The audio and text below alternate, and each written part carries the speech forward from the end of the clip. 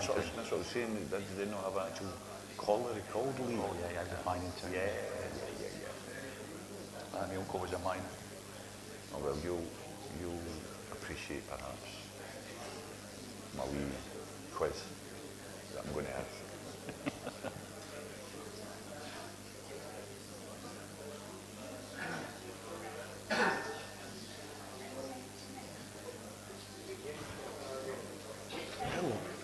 How long have we speak for, do you know? I think the initial communications I got while I was going about 25 minutes, I think. Right. Hello, ladies and gentlemen. Great to be all right. So people watching at home, it's also going out around the world. And although he's sitting there, I need to do this. This cushion is to make all our friends feel old. We do have another one as well. Much better. We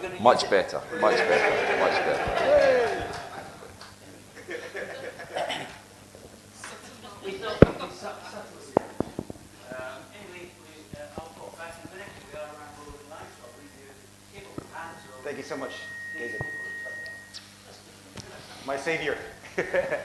Okay, thank you and welcome.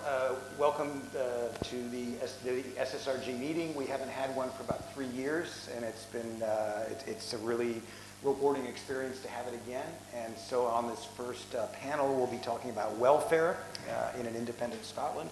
And we have Jim Osborne, who will be beginning with his presentation on pensions in an independent Scotland.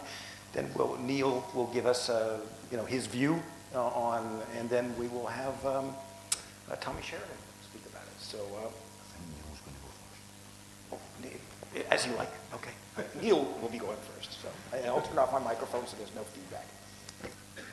Okay, great. Thanks very much, Mark.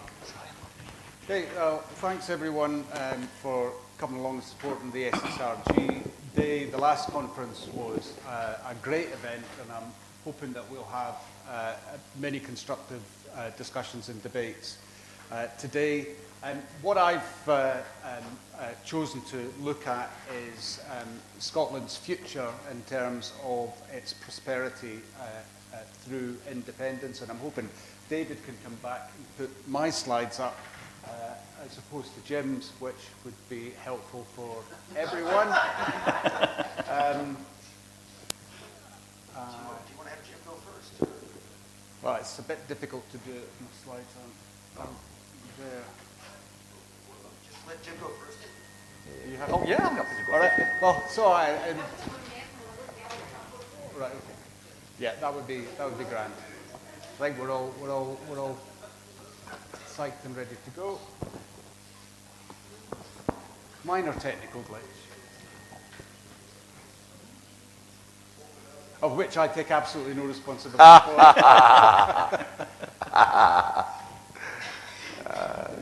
So I guess the first question, the first slide, just to be clear, so it says Scotland's future prosperity through independence, a positive economic case for an independent Scotland. And I guess the first question that many of us are asked and will be asked and have been asked is, well, can Scotland afford to be independent? Is that what's... and of course, the simple answer to that is yes, of course it can. If you look around the world at similarly sized countries without the vast resources that Scotland has, and they are all doing absolutely fine. They are thriving.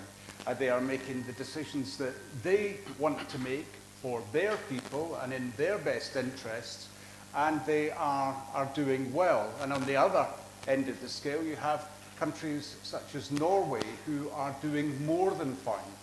And that's probably the most comparable country to Scotland in the world, and independent Scotland. And it really is an exemplar of what we have missed out on as a country because of the stewardship of Westminster over our oil and gas industry. And so that's one of the key points that I'll be exploring. There will be some new information. There will be information that you already heard before, but it's really about how we build a coherent narrative as a movement to challenge the notion, the too wee, too poor, too stupid part of the unionists' response. So, I don't know if David is coming. Slides, David. Please.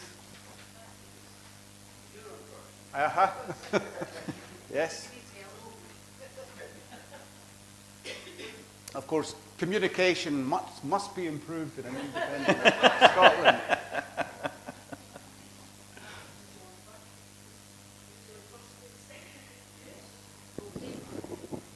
So, I mean, I could have opened or I could have concluded, because I think what I will certainly strive to do is, great, thanks, David, is to bolster the arguments that Jim and Tommy are going to make with a coherent narrative that makes it crystal clear that an independent Scotland can more than survive, but can easily thrive.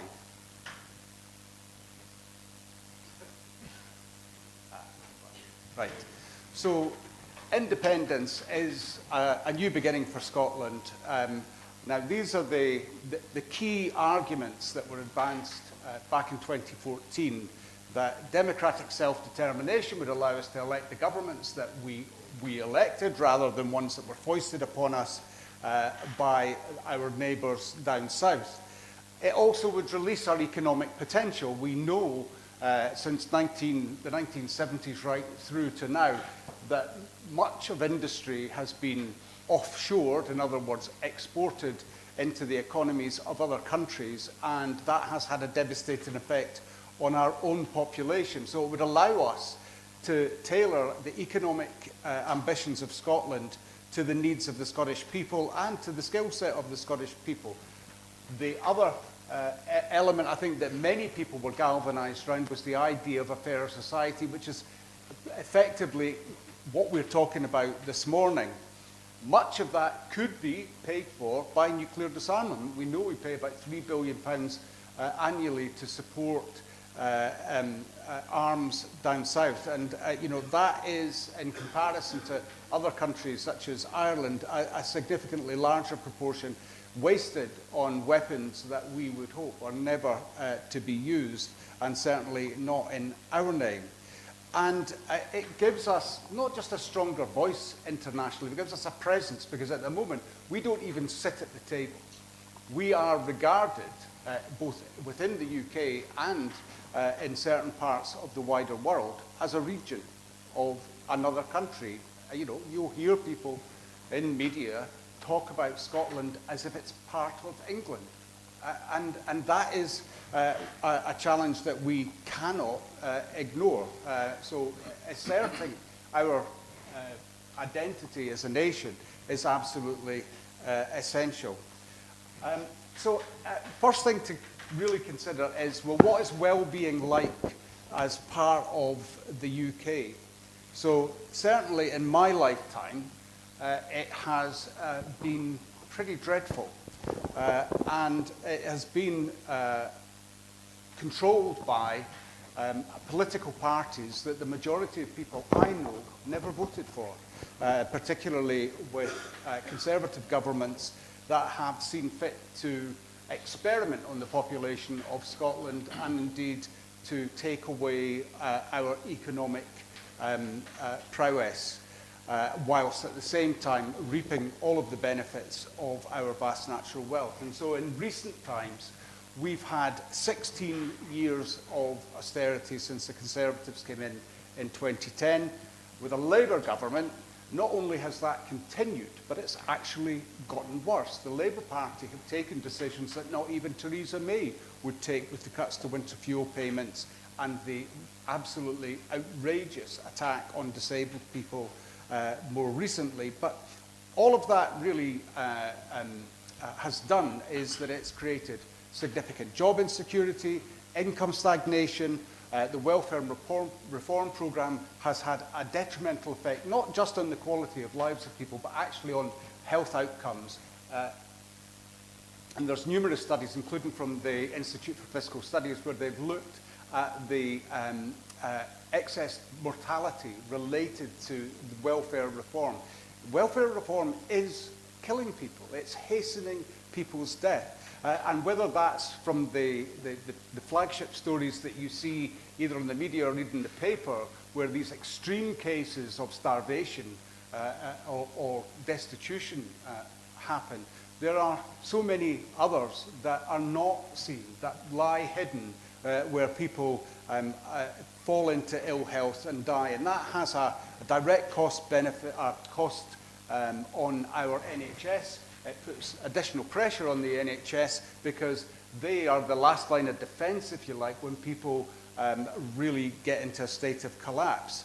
And so those types of pressures are very real.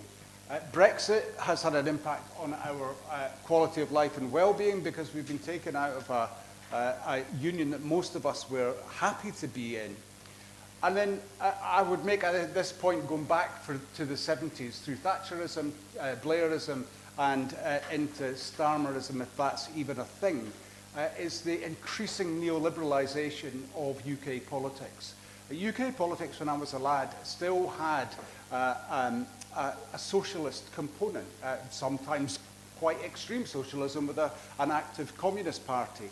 And whilst I may not adhere to everything that those on the far left adhere to, certainly their social policy and social consciousness is something that really resonates with me, that responsibility we all share for each other, and particularly the more vulnerable in our communities. And of course this has been hastened by the deindustrialisation of Scotland, from Linwood no more to Grangemouth no more. We have seen the continued dismantling of our economic base. And of course, it's not just the industrial component that is at risk when they close a plant like Grangemouth down. It has a direct impact on engineering and our research and development and leadership in key technologies.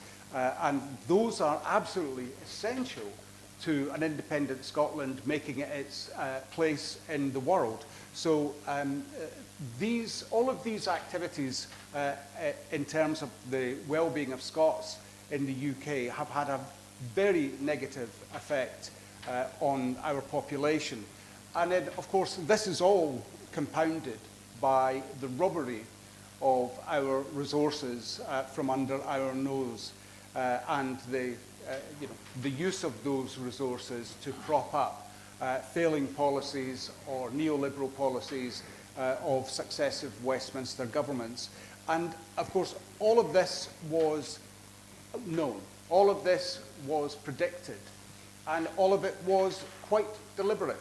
So this next slide is about something many of us understand and know about, which is the Macron Report of 1974, which was kept hidden by successive Labour and Conservative governments and wasn't released until 2005 when the Freedom of Information Act came into being. So in 1974, Gavin Macron, professor, I need your slide advance, sorry, I'm ahead of you.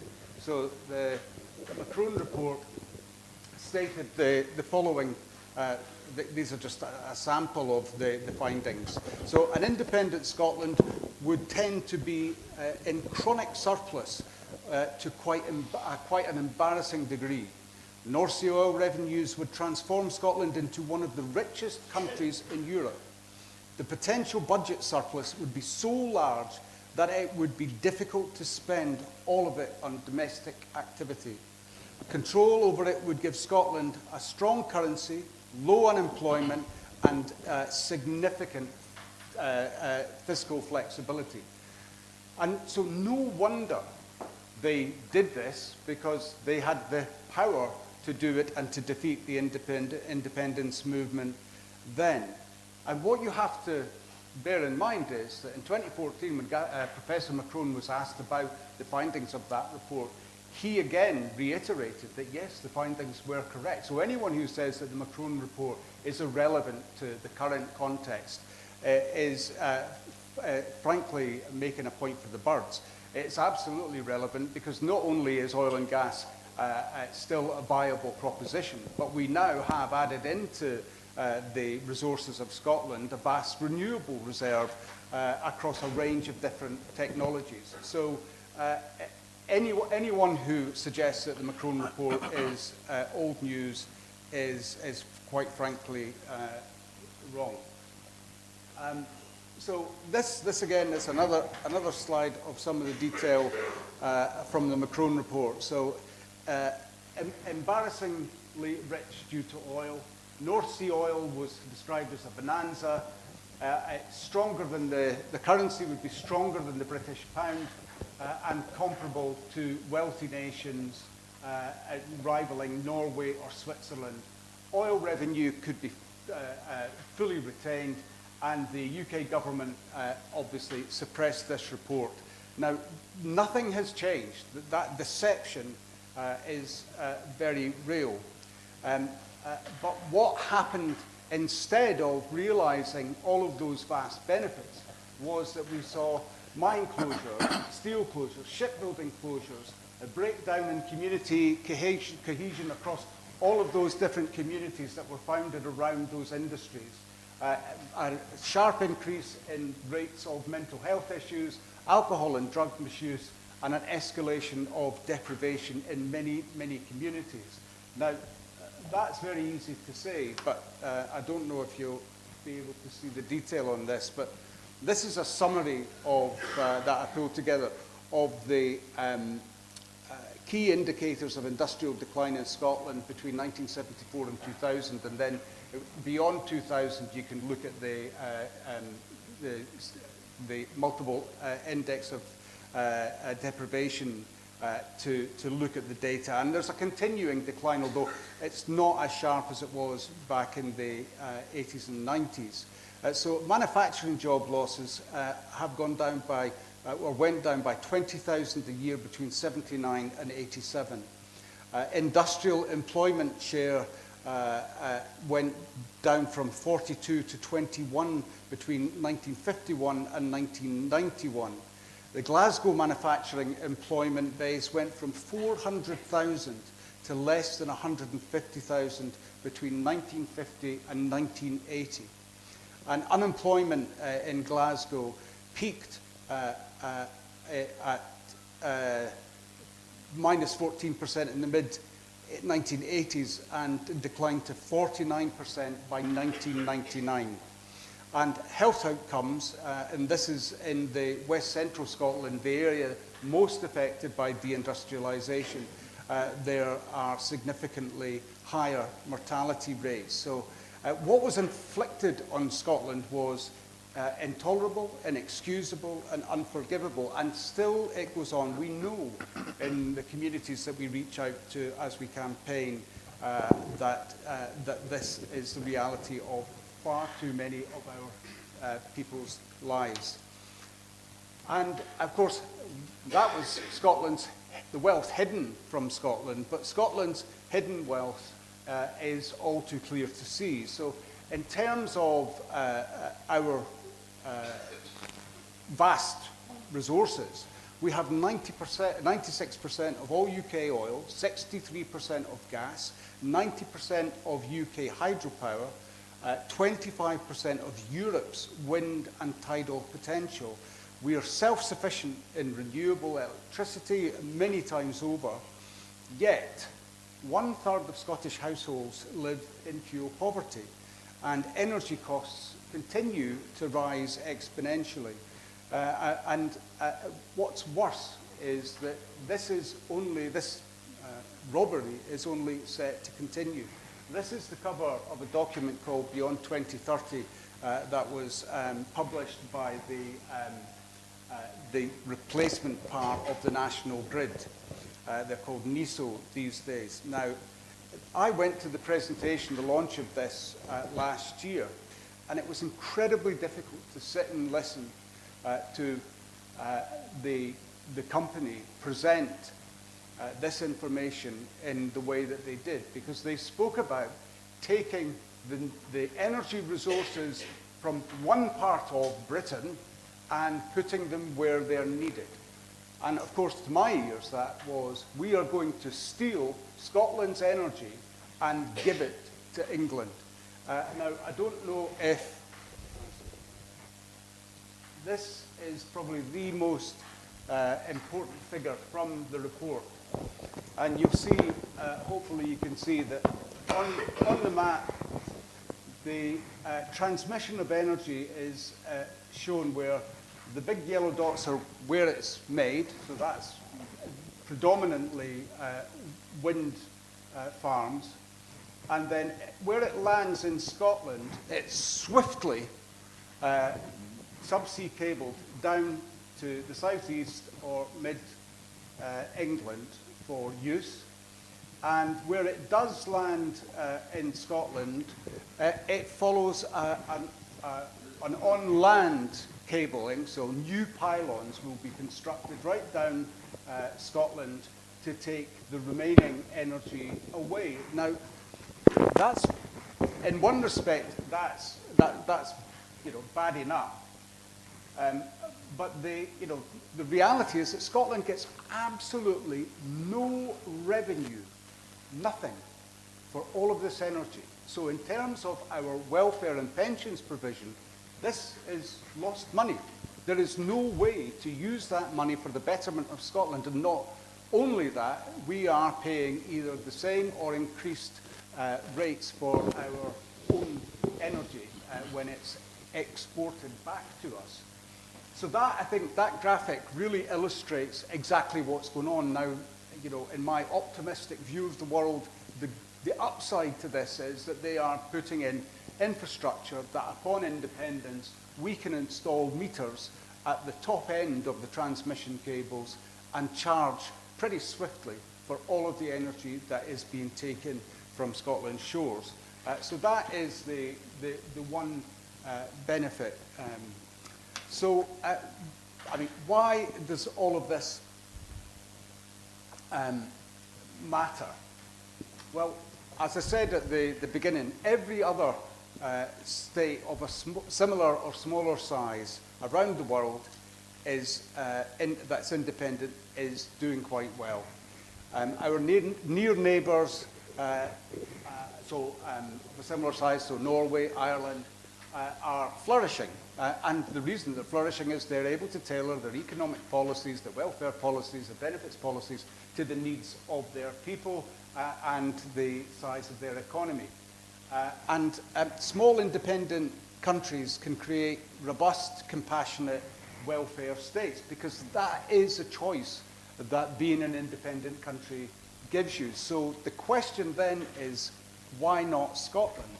And the reality is, and the only answer is, because we are under the yoke of the UK, and we are not able to make decisions that we want to make. So let's look then in comparison with Scotland, Ireland and Norway. So in terms of population, they're ixy-pixy, 5.5 million in Scotland, 5.2 in Ireland, 5.4 in Norway. And our GDP, so that's the gross domestic product, so our economic activity, you can tell we are languishing in the doldrums here. We have half of the economic activity of Ireland and almost a third of Norway. So there are significant opportunities to increase our GDP, because our economic activity could be significantly more. And then the pensions, the current pensions annually, again, we are at the back of the queue with the lowest OECD country in terms of pension provision.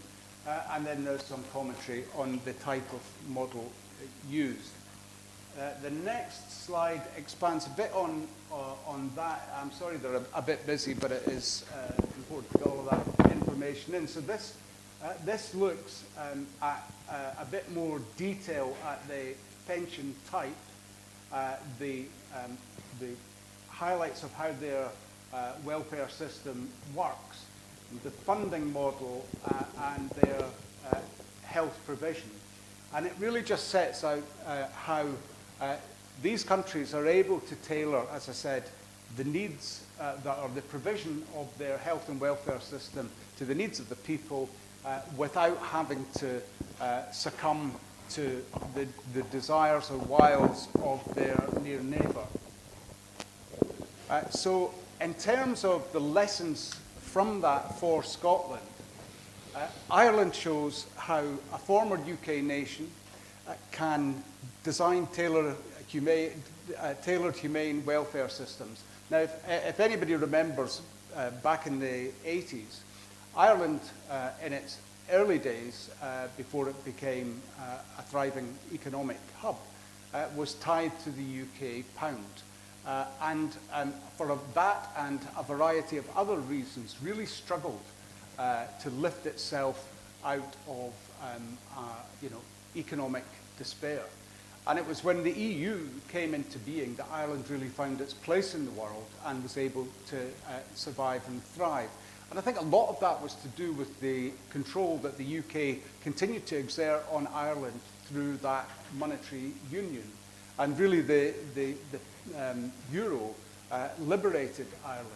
And in terms of Norway, and as a very clear comparator to Scotland, it proves that natural resources, whether historical oil or the oil, gas and renewable sector that we know is not going to run out, that they can be used for the benefit of the people. They can be used positively.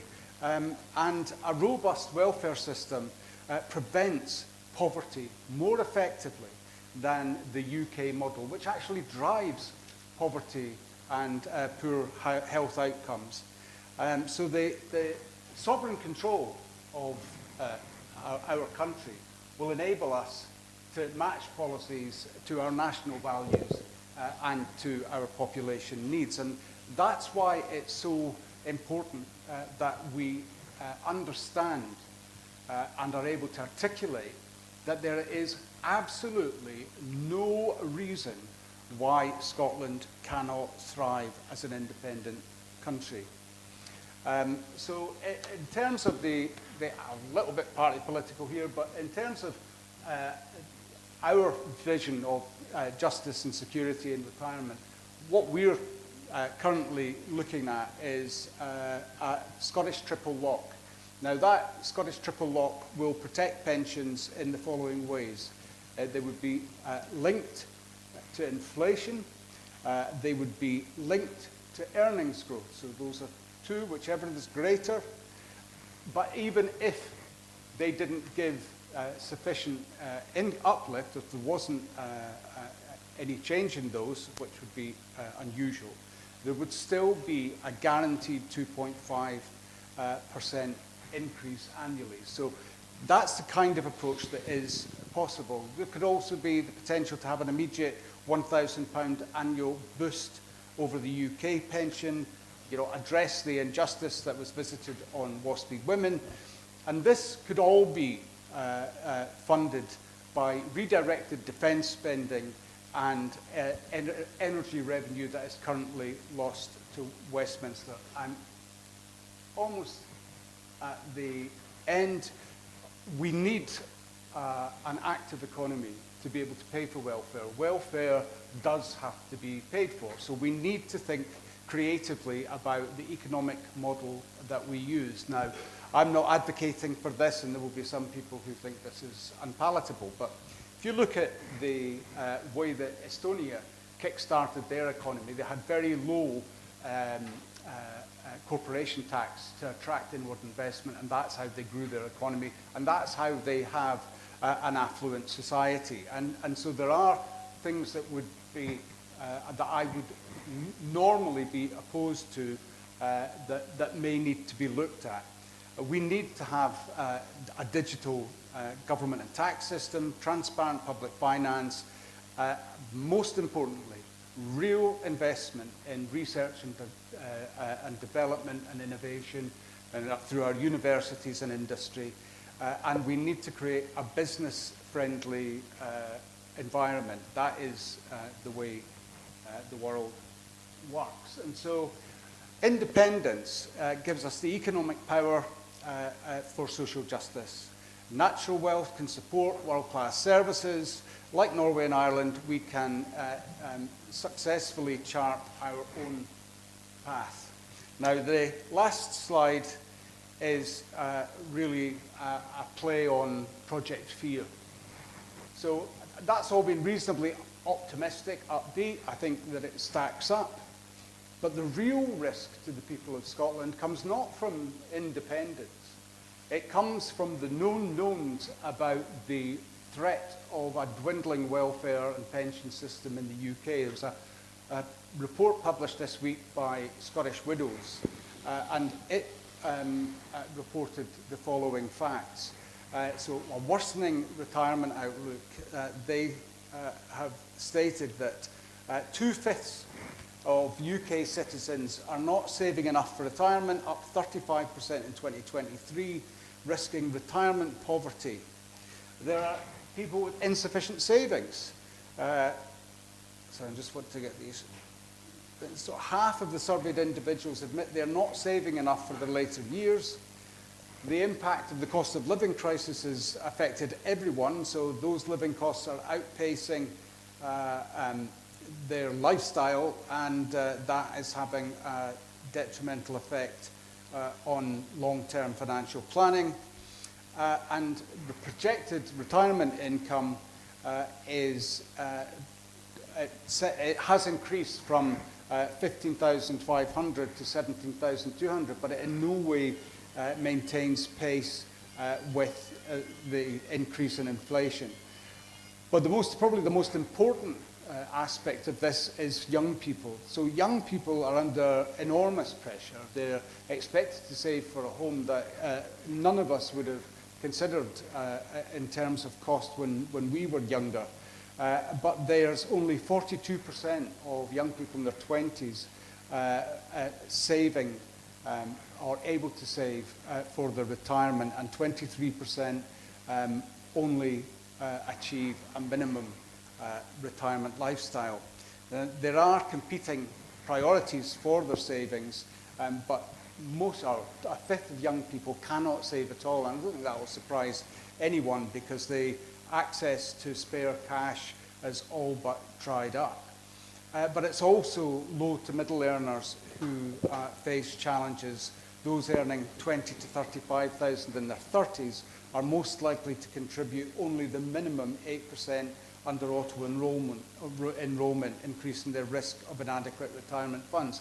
And of course, that doesn't even begin to address people who are self-employed, who don't have the obligation to contribute to a pension. So there is no safety net in the UK. We know that from the approach to disabled people.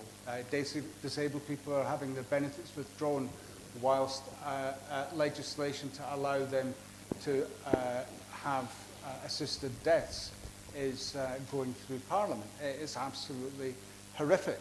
And so the notion that was put forward in 2014 that Scotland should rely on the broad shoulders of the Union has been shown to be the fallacy that many of us knew it was back then.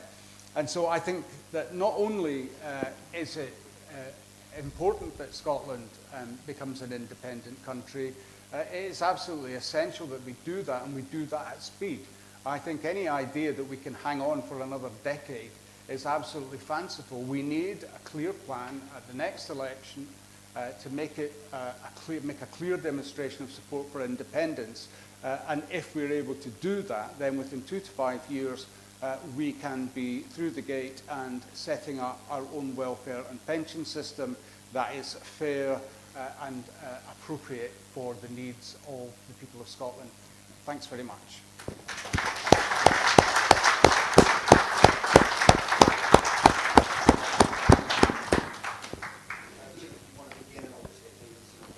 Yeah, okay.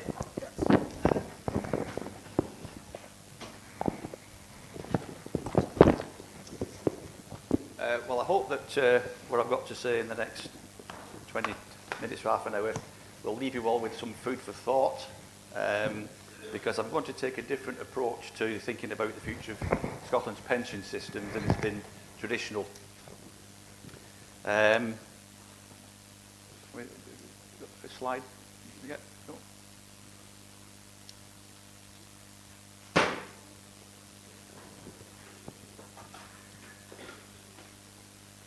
I'll just say a little bit about myself before we get the slides.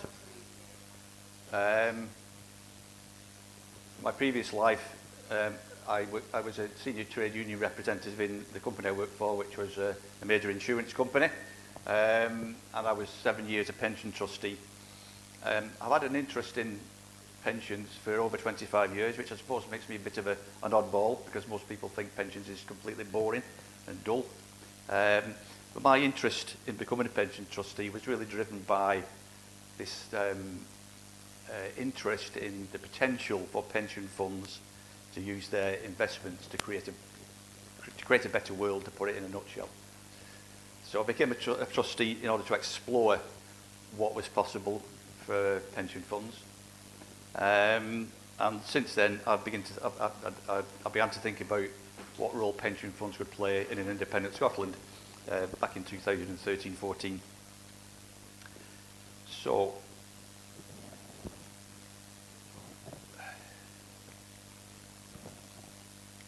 it's not working. Where do I point this thing?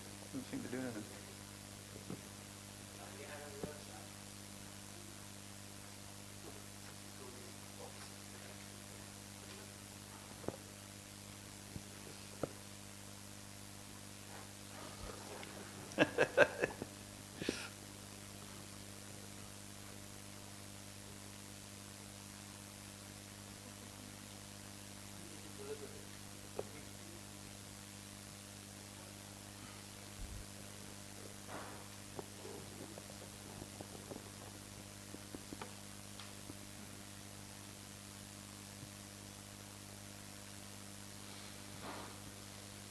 It was working earlier on.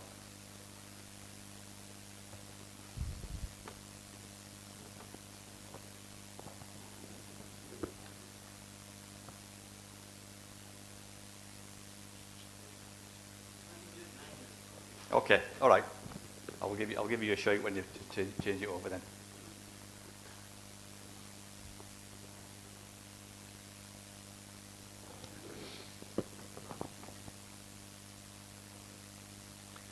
Right, go back to. You're on the third one. Right, that's it. Okay.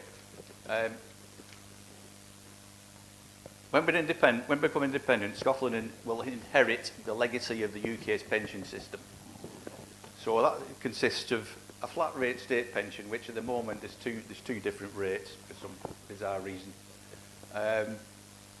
It's one of the, as Neil said, it's one of the poorest state pensions in the developed world. And so the UK has relied heavily in its pensions model on people having a second pension. Predominantly through workplace pensions, but also for people who are wealthy or who are self-employed, they may have a personal pension. There was a result of that over the last 50 years.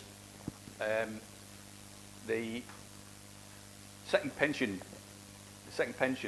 funds that have formed have now acquired assets within the region of £3 trillion. It's a huge sum of money. Now, on a population pro rata basis, that probably means that Scottish workers have got pension assets worth in the region of 200 to 250 billion pounds. So there are two types of second pension. There's defined benefit pensions, and there's defined contribution pensions, as they call them. So I'll just briefly explain what the difference is between the two. Right, so a defined benefit pension, people might know it as a final salary pension. The rules of the scheme fix the contributions to pension. The rules can't be changed. The rules can be changed, but they can't be applied retrospectively. The pension is predictable because it's based on a formula based on your earnings when you retire, plus how many years you've worked. The pension is paid out of the fund, and the sponsoring employer bears the investment risk.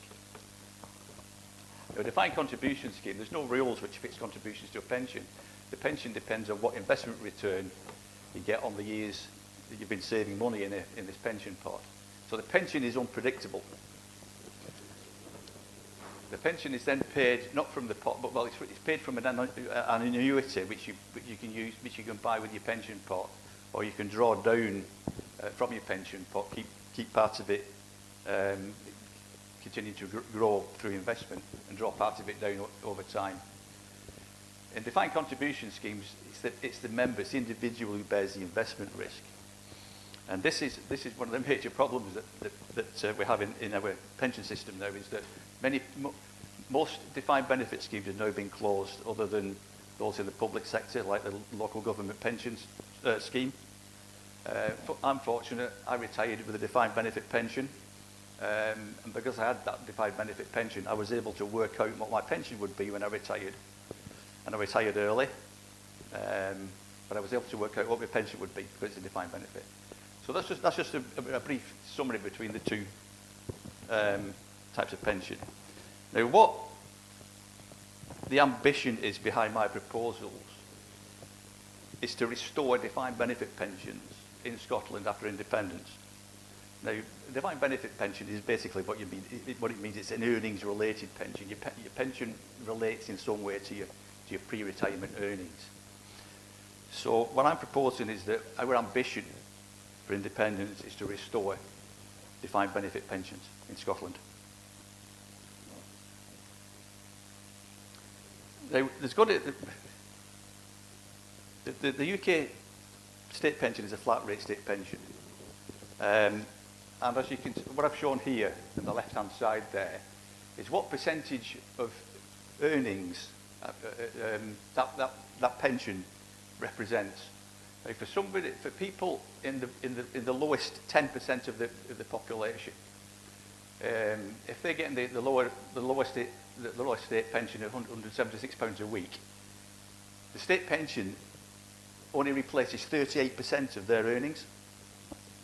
At the higher rate of £230 a week, the state pension only replaces 50% of your earnings. Now, if you're on a median, if you're on a median earnings, which is about 38 grand, the state pension only replaces 24% or 31% of your earnings. So that means that it creates a demand for second pensions. The problem is, though, that even if we wanted to double it to say £400 a week, you can see that for somebody on median earnings, even a flat rate state pension of £400 a week represents only 54% of their earnings. And if you're in a higher earning bracket, it's even less. If you're in the bottom 10%, then a flat rate state pension of £400 a week will give you a reasonable replacement rate compared to what you're earning from work. So the conclusion from that is that even if Scotland wanted to double the state pension, and it could do that, if we have our own currency, we could certainly do that. It would still leave demand for second pensions. So we have to think about what do we do in relation to second pensions, and what do we do particularly if we want to restore earnings-related pensions, defined benefit pensions. So what I'm proposing is that Scotland adopts an earnings-related pension system which consists of a state earnings-related pension instead of a flat-rate pension, plus a defined benefit pension paid from a national pension fund.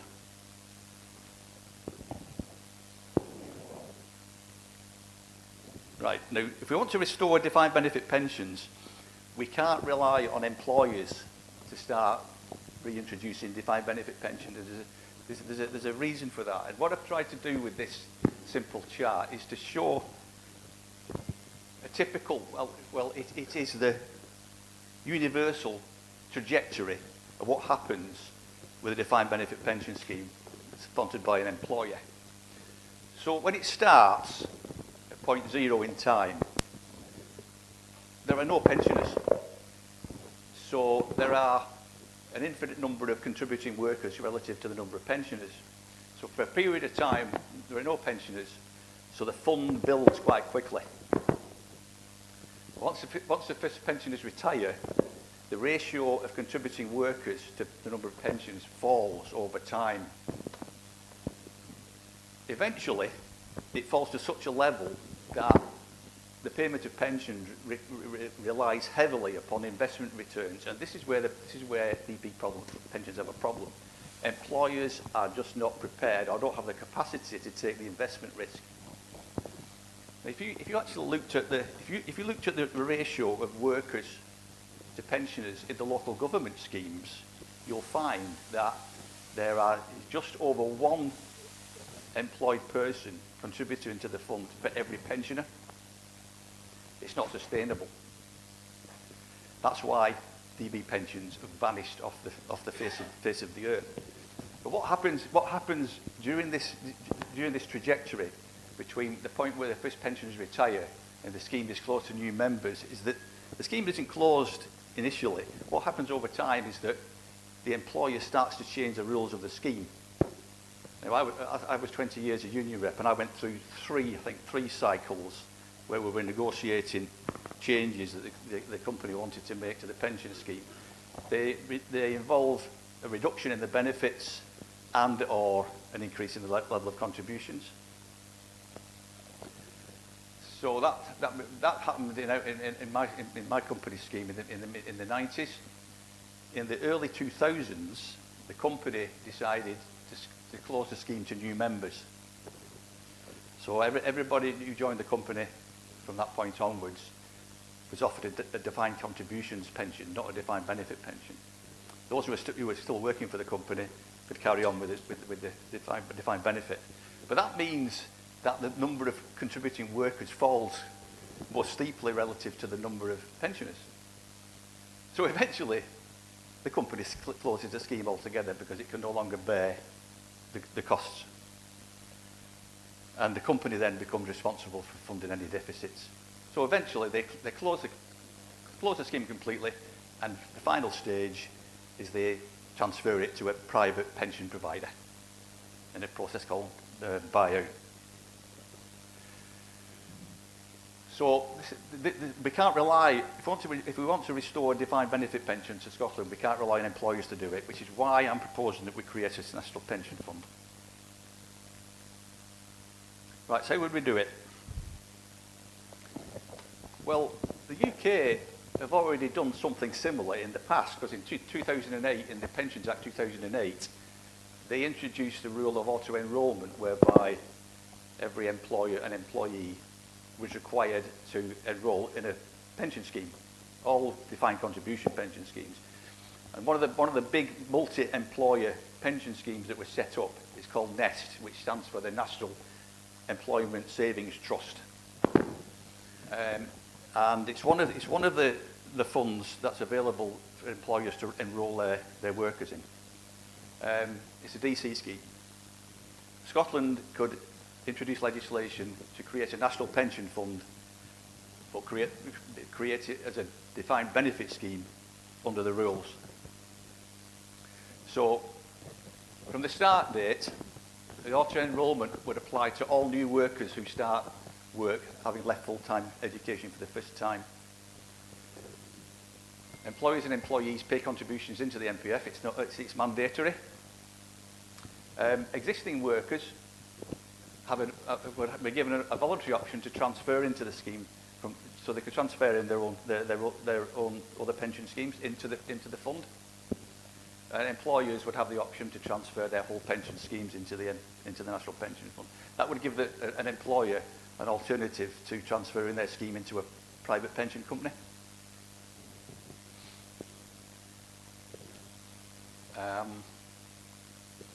So, if new workers leaving full-time education join the scheme from day one, over a period of 40 years, this is how quickly this fund will grow. This is just a simple model to give you some kind of illustration of the size that this fund could become. It's based on 70,000 new workers joining the workforce every year, and I've just come up with that because the current Scottish workforce is about 2.8 million, and I've divided that by 40. I've assumed a fairly modest level of earnings at 20,000 a year, and I've assumed contributions at 15%. That would be 15% split between employer and employee, and it doesn't take account of any wage growth. Oh, you can't actually see the chart there, unfortunately. But there's a graph there which shows it grows over 40 years. On those basic figures, that fund would have grown to a sum of 172 billion. So it rapidly becomes quite a significant fund. But it becomes a significant fund because for 40 years, none of this cohort who join it in day one, none of them will retire for 40 years. So nobody's drawing a pension from this fund for 40 years. Now that fund can be used to invest in the Scottish economy, but the whole investment side of this national pension fund is another subject. It'll take another half an hour to talk about that. So I'm only focusing on this as a means of providing an earnings-related pension system. Right. So it can be designed as a pay-as-you-go scheme. Now what that means is that it is designed so that the annual pension contribution income covers the cost of the pension benefits. So the cash flows are roughly equal. Now, with a national pension fund, one of the differences between a national pension fund and an employer pension fund is that the ratio of workers to pensioners is predictable because it's based on the demographics of the country as a whole, which are predictable. So it is very, very unlikely that we'll ever get down to the position where there's only one worker for every pensioner. At the moment, there's about 2.8 workers for every pensioner. It means you can work out what the contribution rate is in order to be able to pay those pension benefits.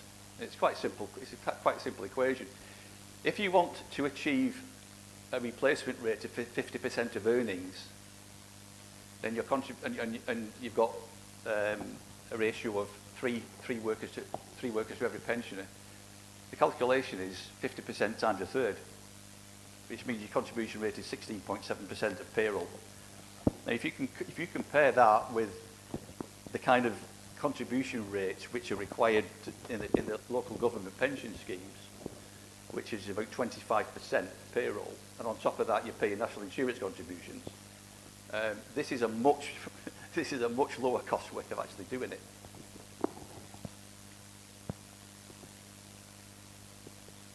So, in terms of voluntary transfers in, an existing pension value would be converted into a contributions credit. So in this particular example, if your earnings are £30,000 a year, the contribution rate is 15%, the annual contributions are £4,500. If the transfer value of the pension is £45,000, it would equate to giving you to 10 years of contributions into the National Pension Fund. So in order to earn a maximum 40 years to get the full pension, you only need to work another 30. But in this particular case, in this example, I've used a person age 40 who's got 25 years left to age 65 to retire. So he's got 35 years more to go. 25 to 60, sorry. So his total year's contributions, including his 10 years credit, is 35. So you get 35 80ths of his retirement earnings. So there are various ways to design this. I mean, it's really down at the end of the day to public choice as to what kind of target replacement rate we want. I've been working with a figure of 90%. And I think an objective of giving people a pension which is 90% of their final earnings is a reasonable target to go for. Now, that 90% would be split between the state earnings-related element and the National Pension Fund element. So to qualify for the state earnings-related pension, you'd be accruing at a rate of 1% of your earnings every year over 40 years. If the replacement rate for the National Pension Fund is 50%, then you'll be accruing 1.25% of your pay per year. And after 40 years of contribution, the total pension would be 90% of your earnings. So, to make this work, I've proposed that the state earnings-related pension is non-contributory, and that the entitlement to the state earnings-related pension is based on your contributions into the National Pension Fund, and national insurance contributions are scrapped altogether.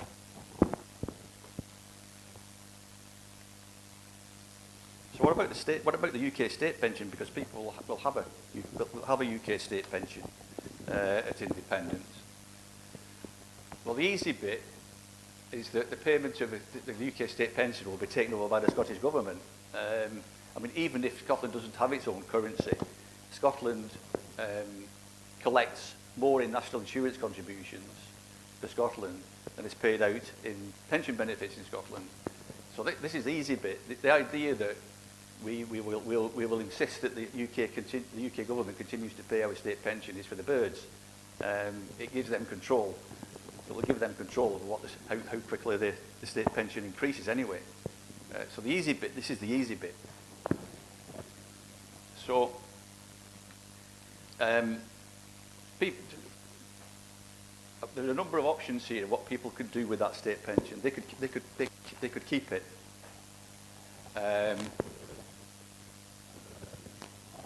The option to retain the UK state pension and any increases that the Scottish Government applies to that, and continue with their existing second pensions. That would constitute an opt-out from the state earnings related scheme and from the NPF.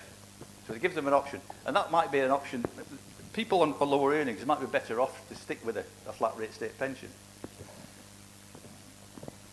The other option is to convert your number of years contributing national insurance contributions for the UK state pension and convert them into an entitlement for the Scottish earnings-related pension.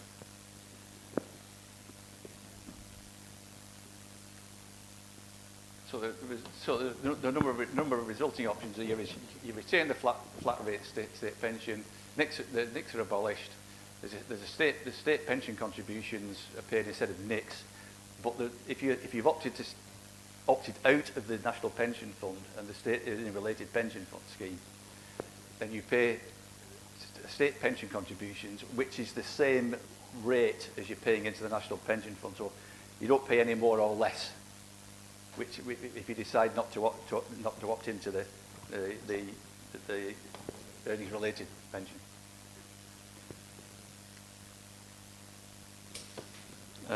Number of advantages. One is that the ratio of workers to pensioners is predictable because it's derived from the demographics of the nation, which means that the contribution rate and cash flow requirements are predictable.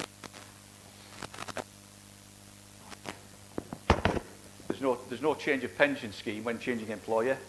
All employers and all employees contribute into the one fund. The risk is collectivised, so individuals are not taking the investment risk. Employers are taking the investment risk. It's collectivised, and the fund is ultimately guaranteed by the state, which is a currency issuer, would have no problem in funding any shortfalls in the fund if necessary. The share of the state element and the National Pension Fund can be varied. So if you're going for a 90% replacement rate, it could be 50% from the National Pension Fund, 40% from the state, or it could be 50-30, 30-50, 60-30. It could be anything you like. And it may well be, over time, a political choice could be made to reduce reliance on the National Pension Fund and increase the state earnings-related pension element of it. There's no foreign exchange risk for pension contributions or pension payments because it's all in Scottish, all be done in the Scottish currency. The transfers in into the fund will create an inflow of currency, which will help strengthen the Scottish currency. The National Pension Fund will become a large mutual fund that can be invested to support the Scottish economy. The whole issue about how it invests is another subject. I'm not going to cover that today. One of the things that could be done is that the legislation which introduces the National Pension Fund could scrap the common law of fiduciary duty and replace it with a new statutory mandate which governs how the fund invests in the future. And this is another important point. Because the scheme is designed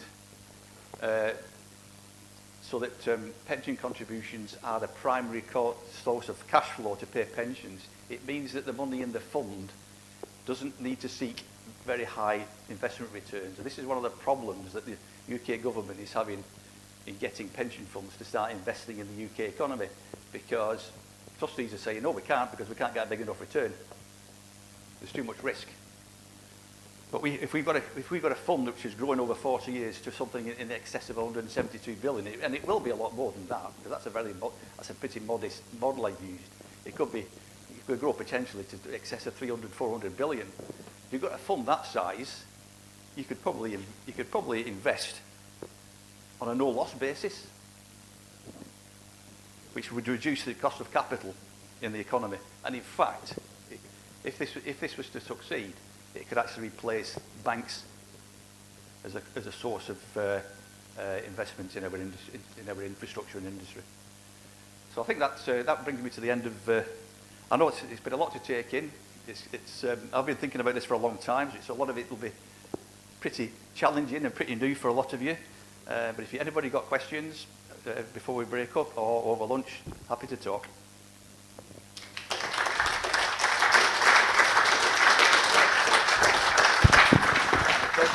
Thank you very much, Jim. And now, Tommy Sheridan, please share your thoughts.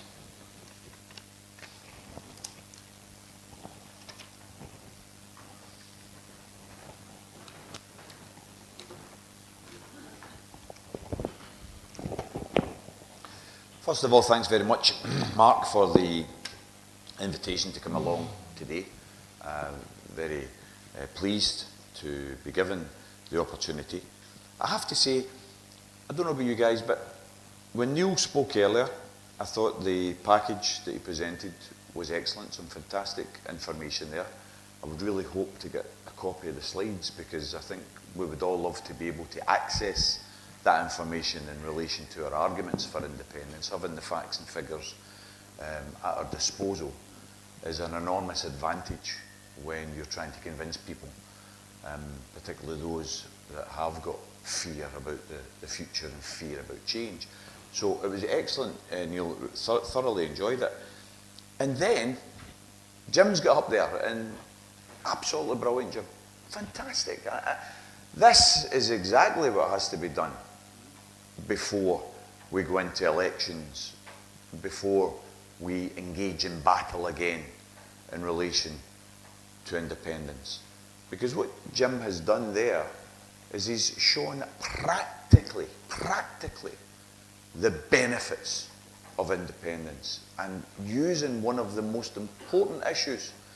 Obviously, I'm at that age now where it is more important than maybe it was 20, 30 years ago.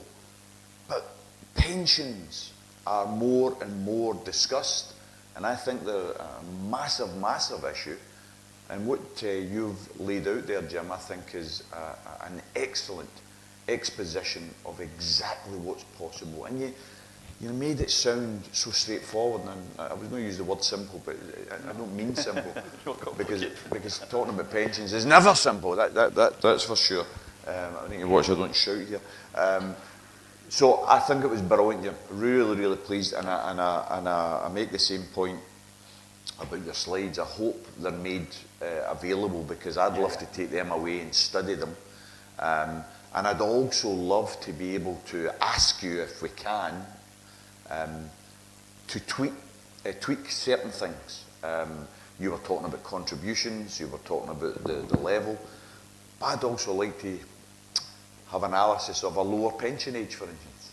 I remember attending a rally during the Great Miners' Strike, listening to Arthur Scargo speak, and that's of relevance to what I'm going to be talking about.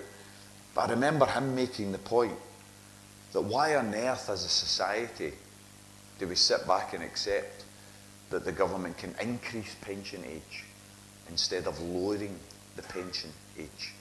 Why don't we have the capacity to allow people to enjoy their later life more rather than less?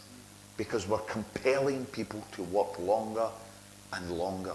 And it reminds me of the old strike of 1919, the 40-hour strike. Some of you will be aware of it in relation to the desire. It was known as the 40-hour strike because at that time the average working week in Scotland was 54 hours a week. It was a World War economy. People were working long hours because they had to produce the munitions to supply the war. But after the war, there was massive unemployment because these soldiers were coming home, there was no jobs. And ordinary workers through the Joint Workers' Committee in Glasgow said, well, wait a wee minute, instead of working 54 hours a week, why don't we work 40 hours a week? And people, oh no, you can't do that, you can't do that. And Scargo was making the same point years later when he was saying, people talk about unemployment. Why don't we lower the retirement age? Think of the amount of jobs that creates instead of, oh no, you need to work longer and longer. Why do you need to work longer and longer? Because the pension isn't able to give you a standard of living that you can afford to retire early. So in terms of tweaking things, Jim, I'd love to be able to have certain models that would say, well, okay, what about 60 instead of 67? I'm not sure whether it was your retirement was based on 65 or 67. Yeah, 65. 65, right. Yeah, but I didn't cover this, but there's flexibility in there because the starting age to pay contributions into the system is 18. 40 years takes you up to 58. So it means you can do you run your full 40 when you're 58. You can pay 58 if you want, or it gives you a chance. You've got 7 years to 65. There are 7 years that you can play about with. Take a career break. Excellent. Do some studying.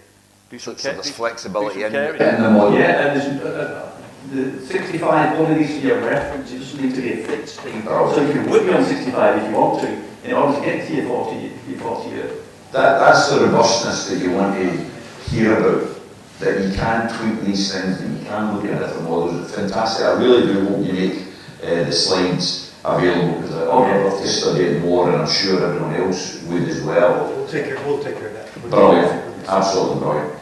I am going to try and address the issue of just social security and pension system within the confines of a neoliberal economy and a neoliberal economic and political narrative. I would argue is impossible. I think neoliberalism means that you can't have a fair welfare or a fair pension system. Neoliberalism doesn't allow it. It demands nothing other and nothing more than inequality and greater income going to a smaller number of people. That is neoliberalism in a nutshell. And the reason I referenced the miners' strike earlier is because I do think, in terms of the neoliberal agenda across the UK, the miners' strike was a landmark incident and a landmark in the history of neoliberalism in the UK. But before I start, some of my comments, I'm going to use as a reference point a private members bill that I introduced to the Scottish Parliament that, in my opinion, humble as it is the only piece of legislation that's ever attempted to be introduced to the Scottish Parliament that actually challenged neoliberalism. It was a replacement for the council tax. It was called the Scottish Service Tax, and it was heard in the Scottish Parliament in the 1st of February 2007 in a first stage debate. An awful lot of research went into that, but that debate to me summed up the state of play in Scottish politics, because all of the neoliberal arguments were used against this change, because this change was about redistribution of wealth, redistribution of income. It was about doing what the post-war consensus, post-1945, was all about: taxing those according to ability to pay. Those with the broadish shoulders actually spread the burden more than those who could ill afford to pay. And I would argue the advent of Thatcher in Britain and Reagan in America, 79 and 80, ushered in a new era of politics, the neoliberalism that we all talk about today. So I want to use that as a reference point. But before I get there, and in order to set the scene, I want a wee bit of audience participation. Is there such a thing, Mark, as an SSRG pen? Do you have an SSRG pen? We don't yet, but do we have a paperweight even? I'm looking for a prize. I'm looking for a prize, because when I'm looking for your participation, you're going to get a prize. I'm going to give you some quotes. 3. And I'm looking to see who is sharp enough to tell me who's responsible for these quotes. So the first one: honest politics and Tory politics are contradictions in terms. Lying is a necessary part of a Tory's political equipment, for it is essential for him to conceal his real intentions from the people. This is partly the reason for his success in keeping power. I'm aware that I keep coming and going here. Is it the same for you when I'm speaking here? I'm wondering if I should take it off actually. I think I'm going to switch it off because it's coming and going here. Why don't I do that? Is that? I'll just raise my voice a wee bit. Is that okay? Can everybody hear me? I'll do that as a meeting. I won't go over that. Did everybody hear the quote? Yes. Yeah, but it means that everybody... Okay. Sorry, so I should try another one. Right, okay. Sorry. One, two. Oh, is it me moving too much? I think it's just you're tuning your head. I'm moving. I'm being too expressive, do you think? As you always are. I'm not Italian in me. It's the Latin that's in me. I blame my granny for that. So honest politics and Tory politics are contradictions in terms. Lying is a necessary part of a Tory's political equipment, for it is essential for him to conceal his real intentions from the people. This is partly the reason for his success in keeping power. Anybody? Michael Foot or Jeremy? You. Michael Foot, Jeremy Corbyn. If I was to say the founder of our NHS, none of you got that. Okay, let's try a second one. The point is, there is no feasible excuse for what we are, for what we have made of ourselves.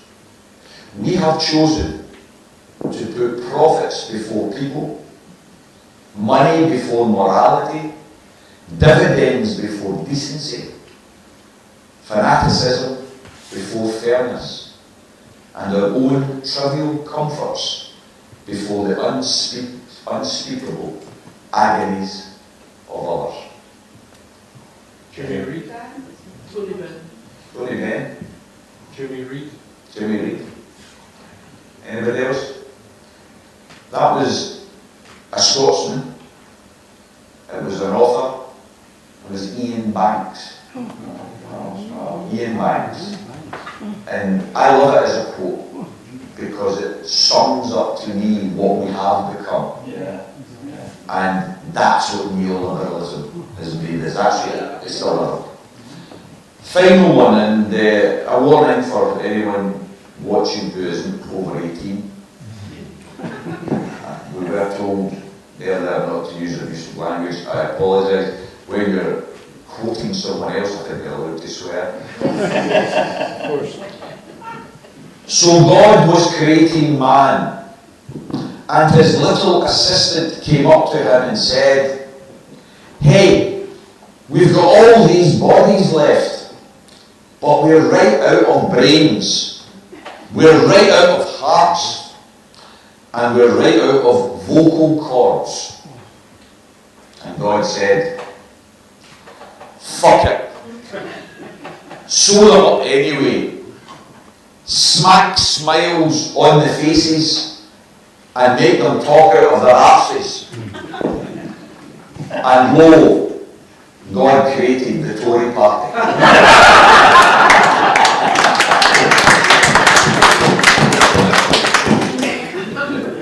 Anybody go with that? Jim might have actually, because of his mining background, might have actually got it. But it was actually from a film. Arthur Straggle. It was from a film. A famous actor delivered it, and delivered it really well. His name was Pete Postlethwaite. And the film was Brassed Off. And I don't know if any of you have seen it, but if you haven't, please look it up and watch it. Because if you want to have an analysis from an artistic point of view of the neoliberal agenda, then you'll get it in that film called Brassed Off, an excellent example.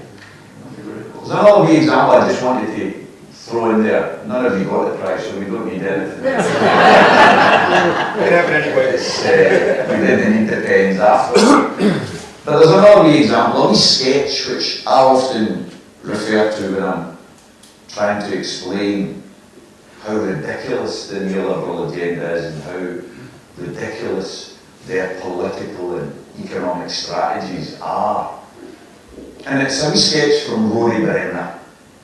Some of you may remember seeing it. He does this wee sketch where he's got two friends sitting in a public house having a wee refreshment. And one of the friends looks awful glum, awful sad. So his pal says to him, he says, "What's wrong with you?" He says, "I'm awful sad." He says, "My car was stolen last night." His pal says, "Well, that's terrible." He says, "What's even worse than that? The person who stole my car chapped my door this morning and he's offered to sell it back to me." And his pal says, "But that's theft." And he says, "No, that's privatisation."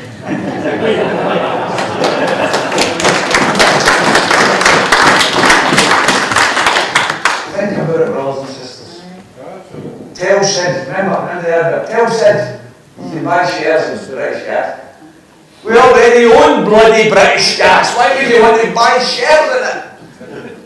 That's what these people manage to contort the narrative to convince you that it was something progressive. Selling off telecommunications, selling off transport, selling off electricity and gas, and in England, selling off bloody water. Water! Come on! That's the neoliberal agenda that we're up against. And we have to, in my opinion, take it on. We have to take it on and call it out. It's not acceptable for an independent Scotland. We should not accept that neoliberal agenda. We should not accept the essential resources like gas and electricity are owned by anyone other than the state. The state should own the essentials of life.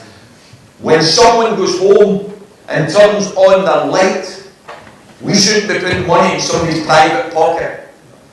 When somebody goes home and puts on the gas hob to have some soup, we shouldn't be putting money in someone's private pocket. The money, the revenue that can be generated from ownership of gas and electricity, the surplus shouldn't be given to the dividends of private individuals. It should be paying for the heart monitors and the MRI scanners in the National Health Service. That's the potential of public ownership. I was looking at some figures. I don't know if any of you ever read the material of a guy called Prem Sikka. Prem Sikka writes for a journal called Left Foot Forward. He's a professor of accountancy, and he used to be one of the organisers of the Tax Justice Network. So the guy is an absolute wizard at explaining how companies are siphoning off their profits and not paying taxation. Fantastic. But he also does a lot of other research, and one of his research documents recently, I have to bring it, particularly when Neil was talking earlier about energy. He makes the point that this month that the average energy bill across the UK has risen to £1,849, an increase of £111 since the last quarter. He makes the point in October 2020, the average household bill was £1,042, although it hit £2,500 by April of 23. And then he goes on to say that just 6 energy companies, just 6, control over 90% of the UK energy market. And between 2020 and April 25, 20 energy companies have reported operating profits of £514 billion. 514 billion pounds.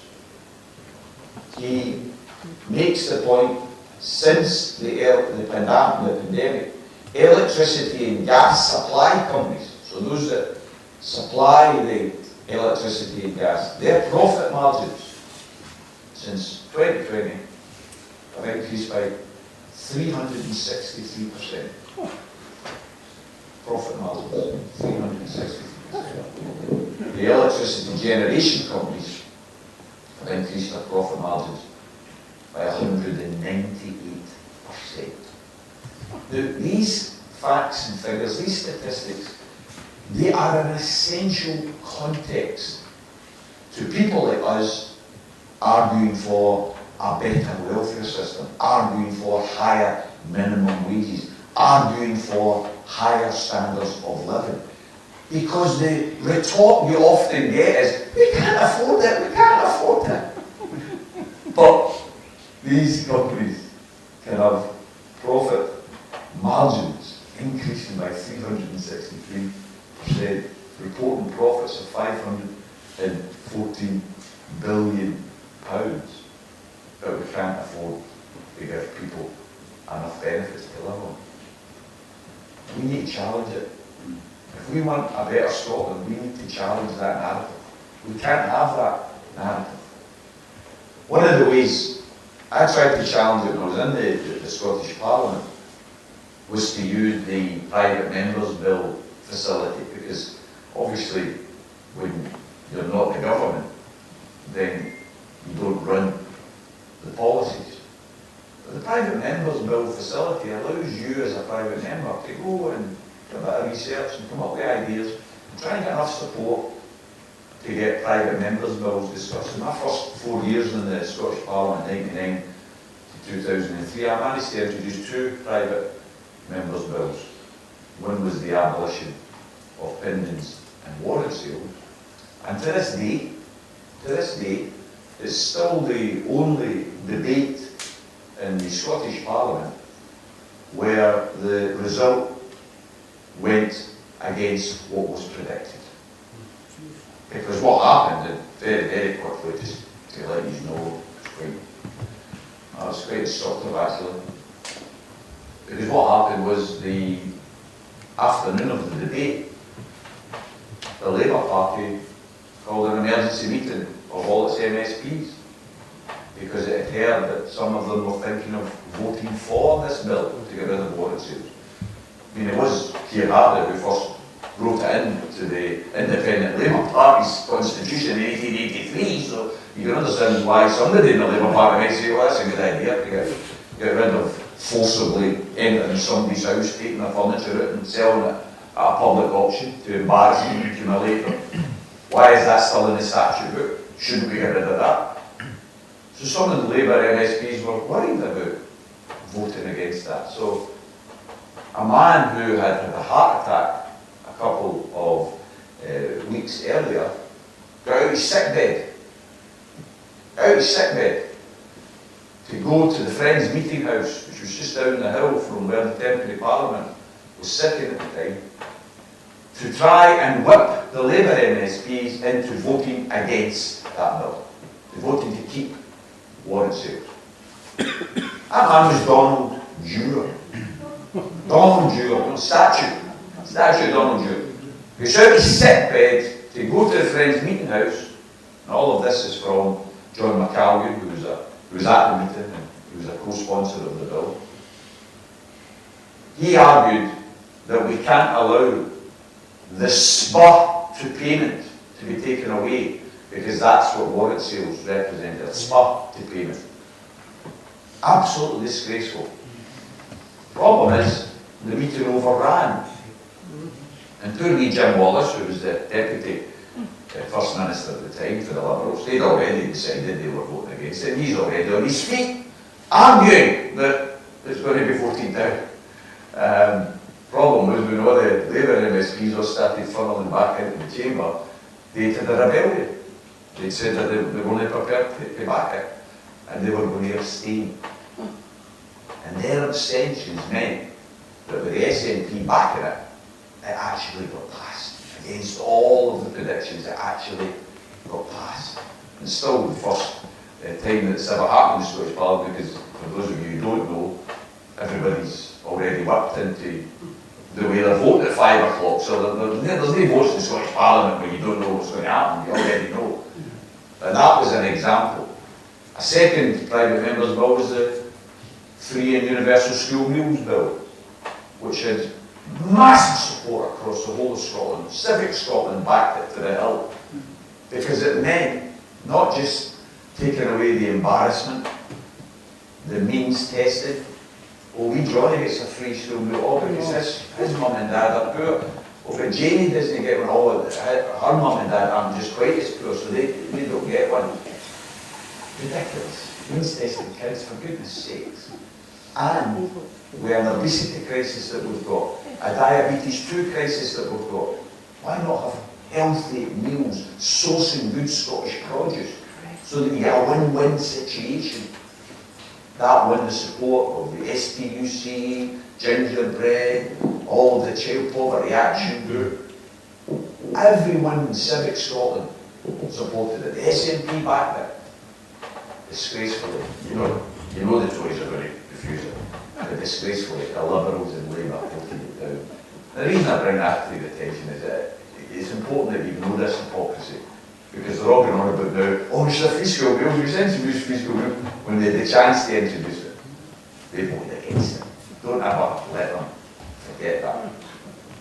But that brings me to the next bill, because during that period, the thing that really was angering me was the unfairness of the council tax. Council tax was an immediate reaction to the Tories, and for people like me who were involved in the anti-poll tax campaign, we only got it 50% right, because we knew what we didn't want, but we made the error of not coming up with a replacement. So we were against something, but we allowed them to come up with a replacement. And the replacement they come up with was a council tax system which was regressive from day one. It only ever has I'm not sure if you're aware of this, but it only ever has a 3-to-1 differential. So the lowest council tax is only ever 3 times less the highest council tax. Now if incomes were only 3-to-1, that would be great, eh? If incomes were only 3-to-1, then that would be a fair differential.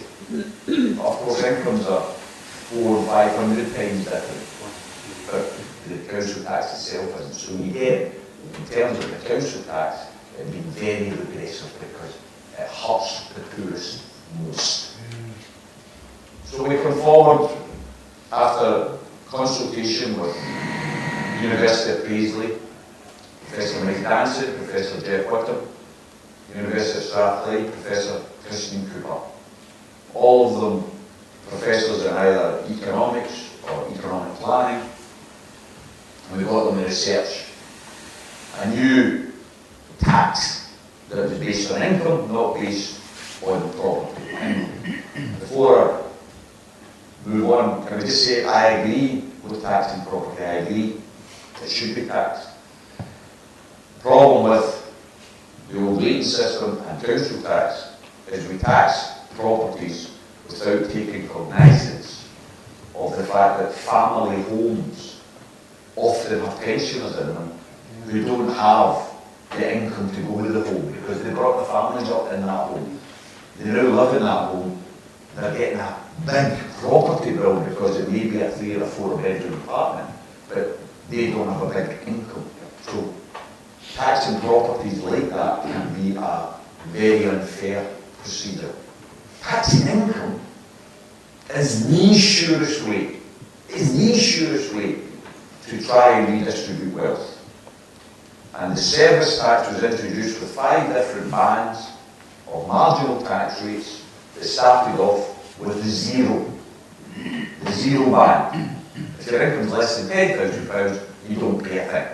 Now this was 2007, and at that time, 88% of pensioners, their income was less than £10,000. So right away, you're coming forward with a proposal that's exempting pensioners. Now, to me, that's progressive. That's progressive because you're allowing pensioners to keep more of their income.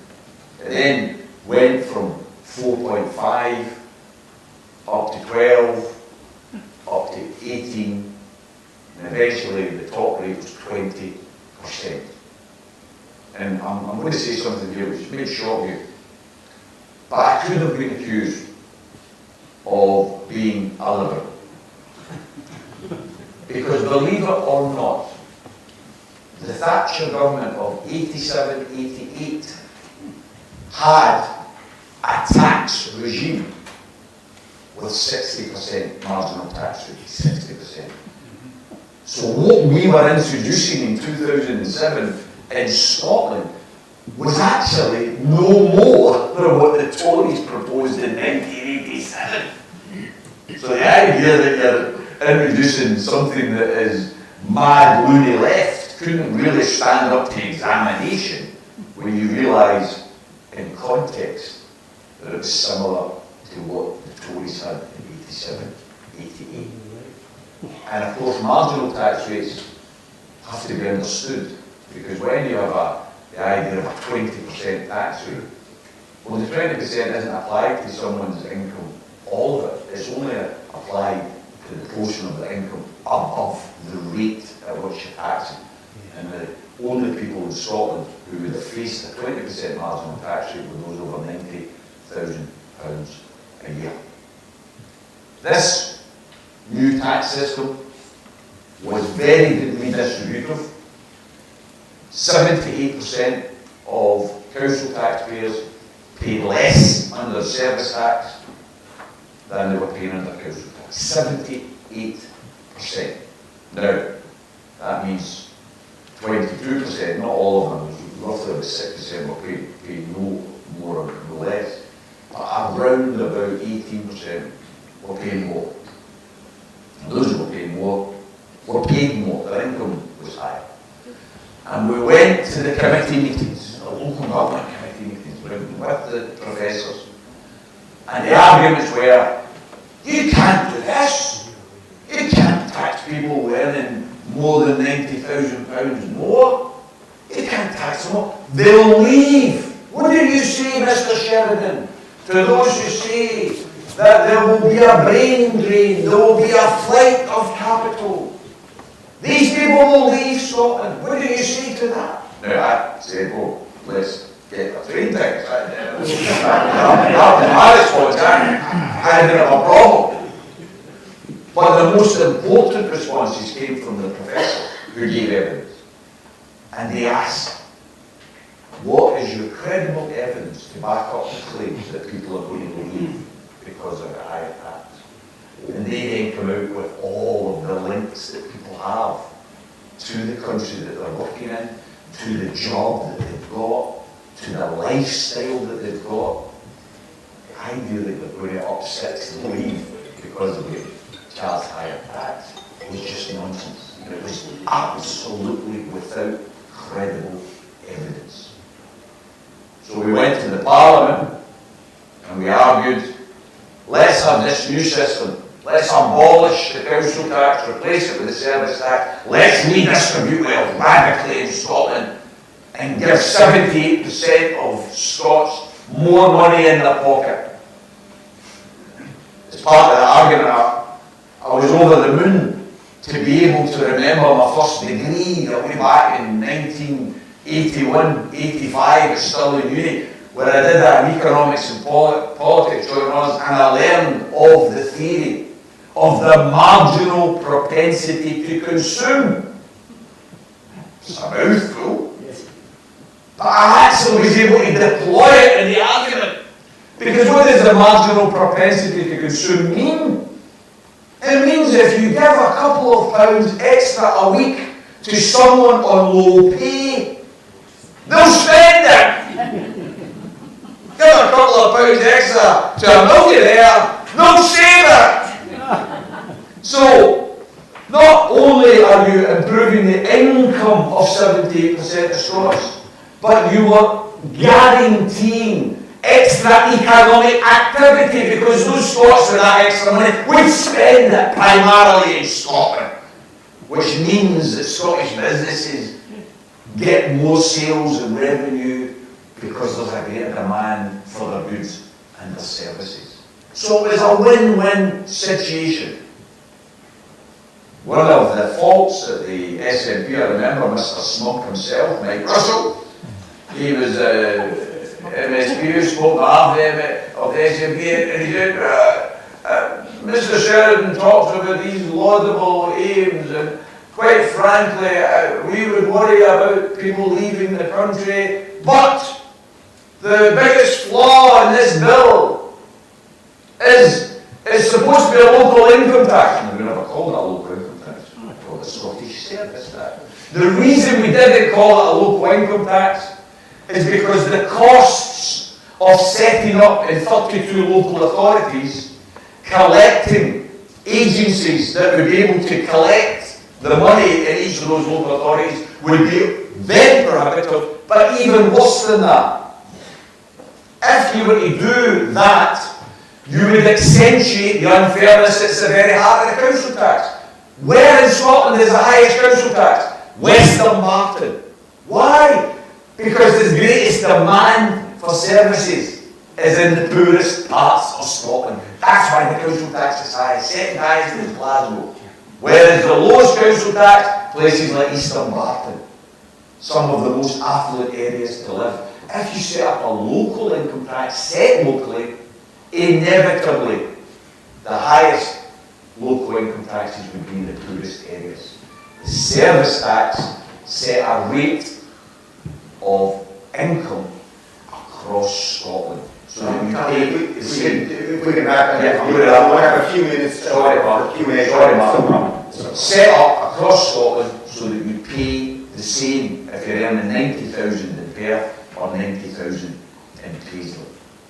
That was a fair system as far as we are concerned, and it was the most economically efficient because HMRC has all the details. Mike Russell said, we're opposing this because it's setting up a one central rate of tax. That was in 1st of February 2007.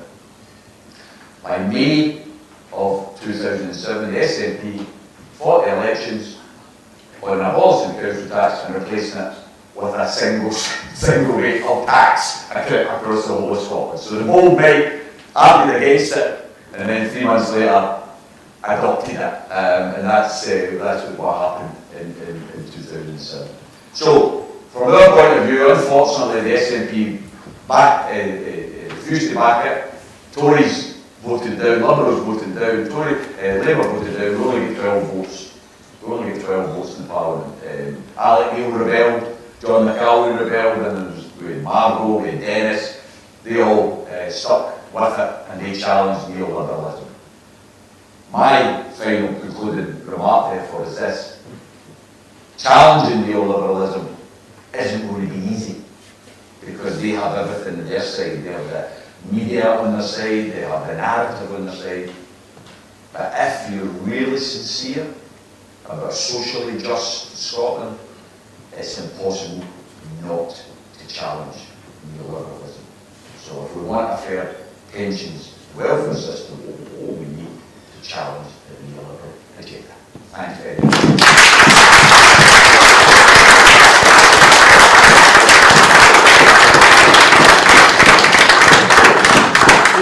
We have to limit Q&A to just a few minutes because Peter Bell is doing something we want to keep on schedule. But if anybody has some couple of questions or we'd limit the time. So. Yeah, sure. To do with the lowering the pension age.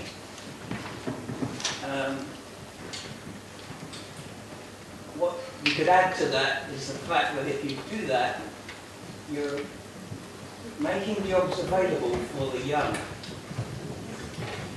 People retire earlier, you're making space for the young. Would you agree with that?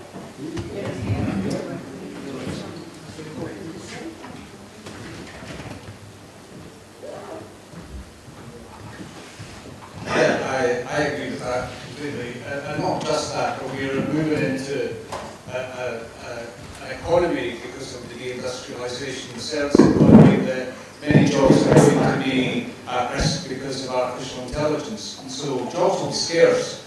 And so we need to think very carefully about what the workforce needs are and how we're going to accommodate each other. And just, in terms of affordability, because that's going to be the straw man that's pulled out when it comes to any of these discussions. I think the presentations have really illuminated some of those falsities, if you like. The one that Tommy made me think about was about neoliberalism, its avarice, and its and what was on display during the pandemic. Two things. First of all, neoliberalists are generally concerned with getting their hands on public money. So they'll come up with a ruse that channels funds into private businesses' hands. And during the pandemic, we saw that with the VIP lane of people well connected to the Conservative Party who took billions of pounds out of the UK economy for worthless things, absolutely worthless things. And so that's one aspect of it. But the other point that I think was really important, ties back to energy, is the extraordinary profits that energy companies are making. And this is an issue that I dealt with quite a lot during my time as an MP, where I had many businesses who couldn't survive because they were being offered contracts at rates that were just extraordinary.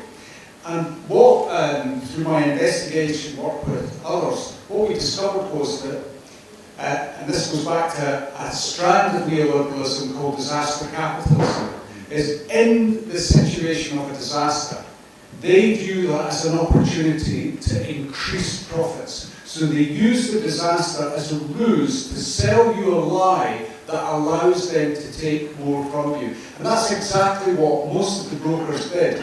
What they did was they inflated, that's why the profit margins went up, because they inflated their rates when they were selling policies. So the cost of electricity hadn't changed. It was just the amount they were charging you as a broker. They inflated those rates, that's why their profits went through the roof. So all of those types of things feed into defeating that narrative that somehow people retiring early is unaffordable. It is absolutely affordable, it's just the wrong people who got the money. One more question, and then I'm sure that our panelists will do to brief, but keep your questions and your answers brief. Yes, go ahead. And then. As a Scottish mother and grandmother, I understand what Tommy's been saying there. There's lots of things we could do about it if we were independent. We could compulsorily buy all these companies back, first of all, and they've increased what you call a daily allowance. They never had that 5 years ago. This is something they've created to make more money. Yep. And they've increased the amount of per kilowatt for use of the gas and electricity, and they have a monopoly because they can charge whatever they want. And they never had contracts 5 years ago. This is all new. This is all more to create more money. Why are we putting up with it? Scotland creates all the energy. We make it here in Scotland. We've got turbines all over the place. We don't want them because one of our biggest incomes is tourism. I own a hotel, small hotel, and it's really making our countryside horrible. And on top of that, you've got the battery usage from the big wind turbines. And the gas is coming from the North Sea. We're sending it out there, and they're sending it back to us, and they're taxing us on it. And all these free energy things that we're getting for insulation and air source and radiators that meant to be, all this money is coming from these companies.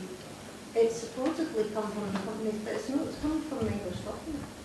So there's a monopoly somewhere there that we don't ken what's happening there. Where do these contracts come from?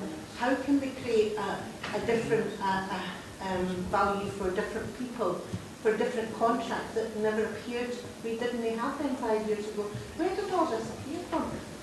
Could we get a brief answer, and then we'll have you go ahead. I was going to suggest is because you're limited for time, why don't you take the other point? Please do. We can go back and both points.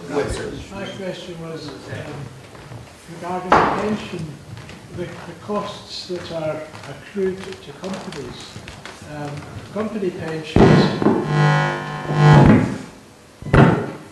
pensions also are subject to some fairly hefty fees in the process of producing a pension for the employee. Is that something that can be looked at? I believe that the costs in Europe are considerably different to the costs in the UK. If I could come back on the, sorry, I never caught your name. Linda. If I could come back on Linda's point and jump in with the pensions point. Linda, it's just inconceivable for me that we would have an independent Scotland that didn't own the oil, the gas, the electricity. I mean, if you think of one of the most successful slogans, it's Scotland's oil. Well, it is Scotland's oil, but unfortunately, there isn't a proposal within that it was going to take the oil back and make it public. The licences for the private firms shouldn't be renewed. The licences that currently exist that can be bought out should be bought out, because in terms of having the renewable and clean energy technology, we have the ability to be the best in the world, no doubt about it. But you need to invest in it, and where are you going to get investment if you don't use the oil and the gas that is there as well? So you can't just turn it off. There's no way you can turn it off. That point you made is dead important earlier about running a business. We have got the 4th most expensive electricity in the world, and it doesn't just lead to fuel poverty for citizens, it means businesses suffer. No wonder our steel industry, our manufacturing industry, they're struggling because of the cost of the electricity as well. So when we're talking about publicly owning gas and electricity, it's not just about households. It's about giving an improvement and a leg up to our businesses as well. And it's a win-win situation. Okay, So and please, we can address your question, and then we're running about 15 minutes late, so I'll give a quick answer, and then I think that'll have a knock-on effect, for the beginning of the next session. But please, if you can briefly address that, and then after so people can go. I'm sure our panelists would be more than happy to discuss during lunch questions that you may have. So, but if you could briefly respond to. Yeah, on the question of fees that investment managers charge, this is one of the features of the current system we have. Asset managers take a huge slice of any investment return, etc. In fact, people are losing money, but they still get their commissions and their fees. One of the implications of this National Pension Fund in terms of its investment side is that it will render a significant proportion of the current asset management industry redundant, because it will have a completely different approach to how we invest. It will not be a process, it will not invest primarily through the buying and selling of stocks and shares, investing through private equity, buyouts and stuff like that. It will avoid the financial markets in its investment processes, because it will invest directly into government businesses and government Scottish businesses and Scottish infrastructure. Okay. So it will require significant reform of the Scottish financial sector. Okay, I need to end it there. I'm sure that our panelists would be more than happy to speak to you during lunch. Again, we'll be back here in exactly an hour. So with a 15-minute knock-on effect, it'll be made up, we've got a little gap in between the next one and then the live recording of Scottish questions. So I just want to thank our panelists, and I